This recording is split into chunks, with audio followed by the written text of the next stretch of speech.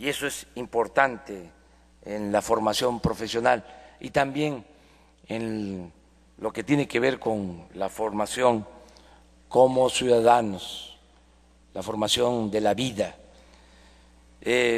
Hablando de esto de los privilegios fiscales, últimamente se han dado a conocer en Estados Unidos, allá se ventilan asuntos de corrupción en México que suceden en el país, sobornos. Últimamente se dio a conocer lo de los sobornos de Walmart. Walmart vendió alrededor de 385,000 millones de pesos. Es la segunda empresa con más ingresos en el país. La primera es una empresa del hombre más rico del mundo. Hasta ahí le dejo. El caso de Walmart, con esos ingresos, 385,000 millones, registra una cantidad o manifiesta una cantidad de utilidades y a partir de ahí tiene que pagar impuestos. Pero hay una serie de mecanismos que terminan siendo privilegios para las grandes corporaciones.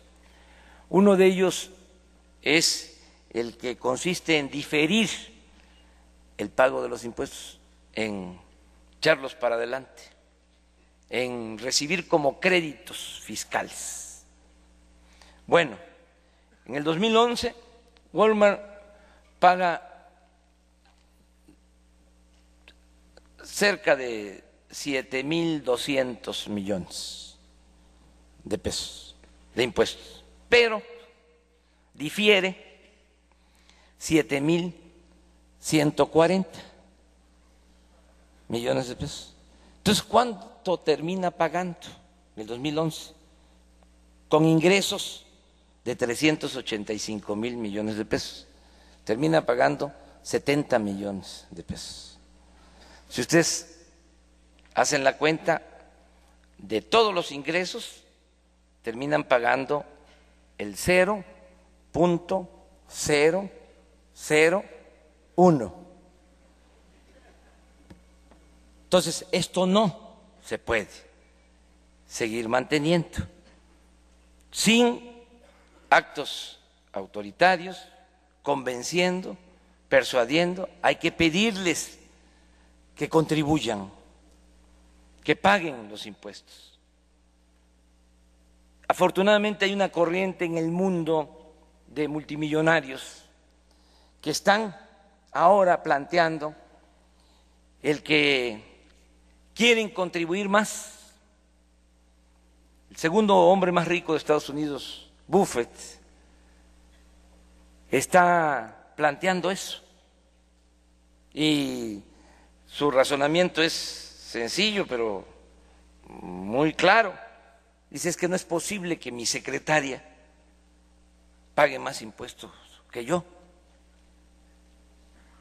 El caso de Walmart, por ejemplo, yo les aseguro que proporcionalmente paga más un trabajador asalariado, paga más un profesionista, paga más impuesto un pequeño, mediano comerciante, un pequeño, mediano empresario.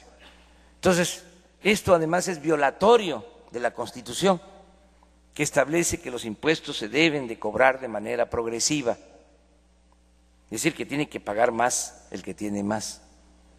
Entonces pensamos que sin aumentar los impuestos, es más, vamos a quitar el IETU.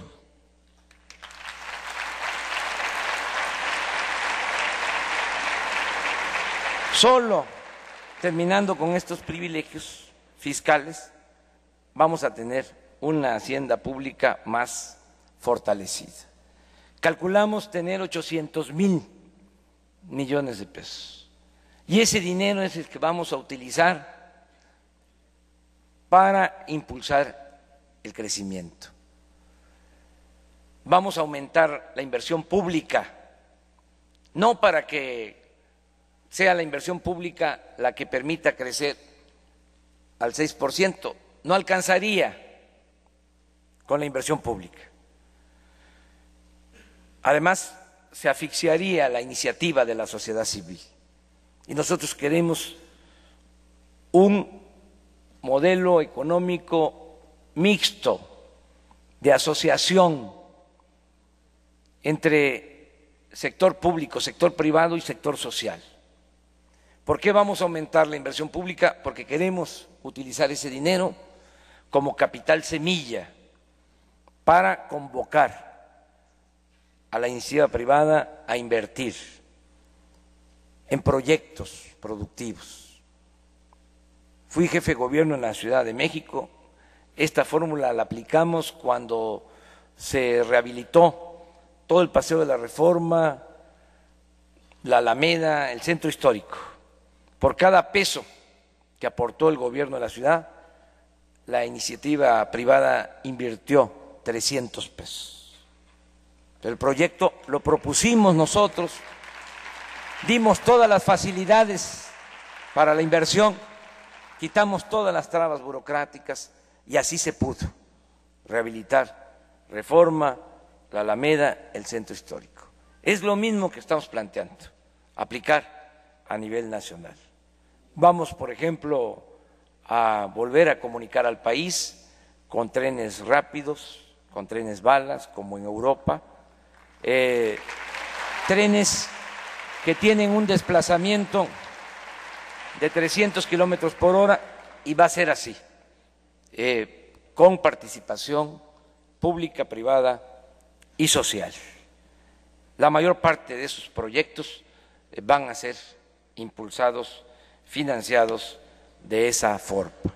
Con esto es que pensamos crecer a una tasa del 6% anual con muchos proyectos productivos y generar empleos. Esto nos va a permitir también combatir la pobreza, combatir la desigualdad, de dos formas.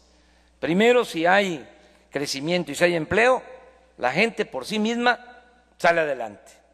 Si la gente tiene trabajo y tiene ingresos, va a tener facilidad para resolver necesidades de salud, de educación, de vivienda. Lo primero es echar a andar la economía para que por sí misma la gente pueda salir adelante. Pero también, y eso es lo segundo, hay mucha pobreza en el país y hay pobreza extrema. Y cuando se vive en la pobreza extrema, si no se ayuda, si no hay un apoyo de fuera, un apoyo externo, es muy difícil salir de esa esfera de pobreza y de necesidades. Por eso tenemos que garantizar mínimos de bienestar a los mexicanos. Tenemos que garantizar el derecho a la alimentación, que ningún mexicano se muera de hambre, que podamos garantizar el derecho a la alimentación a todos. También en toda esta idea distorsionada de las cosas para justificar este régimen injusto, siempre salen con el ejemplo de que es mejor darles, enseñarlos a pescar que darles el pescado. Sí, desde luego que sí, pero les enseñamos a pescar y ¿de dónde van a pescar? Cuando uno tiene una mascota en la casa, no se le dice, a ver, vete a buscar tu comida, uno le da de comer. Entonces, ¿cómo no le vamos a dar de comer a un ser humano? Si no lo hacemos, pues es vivir en el pecado social. Entonces, en tanto no haya normalidad económica, no haya empleo y no haya bienestar, tenemos que apoyar a la gente que sufre. Y va a haber una política de desarrollo social, de apoyo a adultos mayores, a personas con discapacidades diferentes, a madres solteras, vamos a impulsar mucho la educación pública, vamos a impulsar mucho todo lo relacionado con el derecho a la salud, atención médica, medicamentos gratuitos para los que no tienen seguridad social. Y tenemos que hacer esto no solo por razones humanitarias, y así quiero terminar, porque ya se me pasó mi tiempo. Tenemos que hacer esto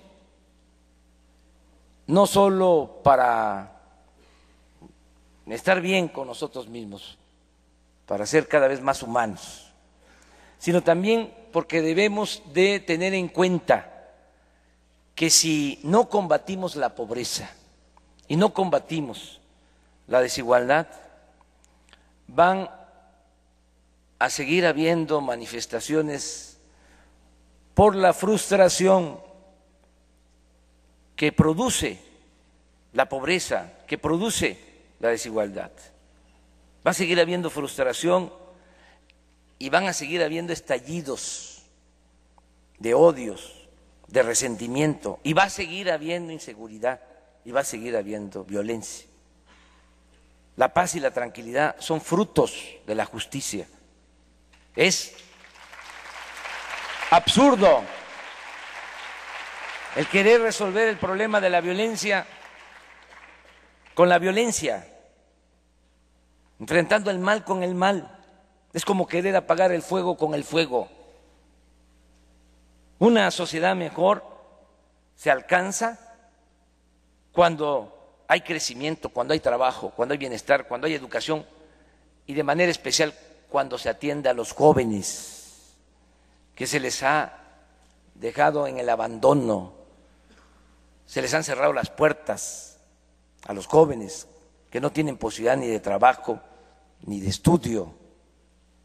Una de las primeras cosas que vamos a hacer va a ser incorporar a los jóvenes al trabajo, al estudio.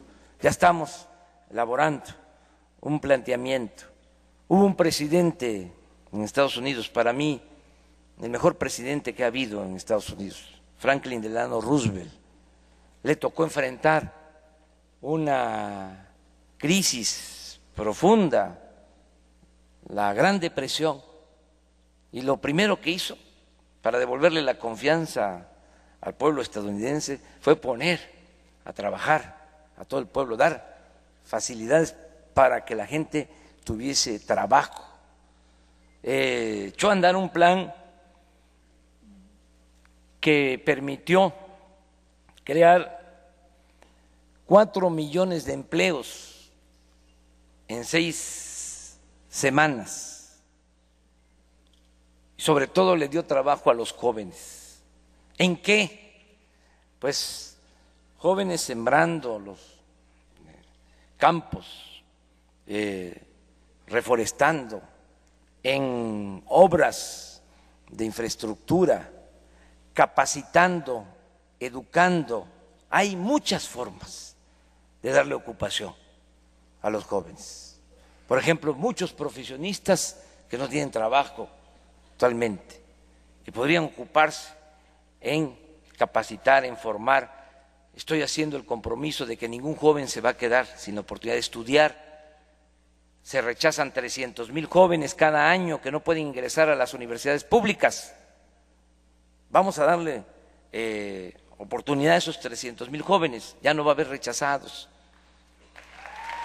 Vamos a necesitar para eso maestros. Hay muchos profesionistas sin empleo. Vamos a crear un ambiente nuevo. Necesitamos crear una atmósfera de progreso, de justicia, cambiar esta atmósfera de frustración, de inseguridad, de violencia. Y así es como pensamos serenar al país. Para mí, lo importante es que haya bienestar.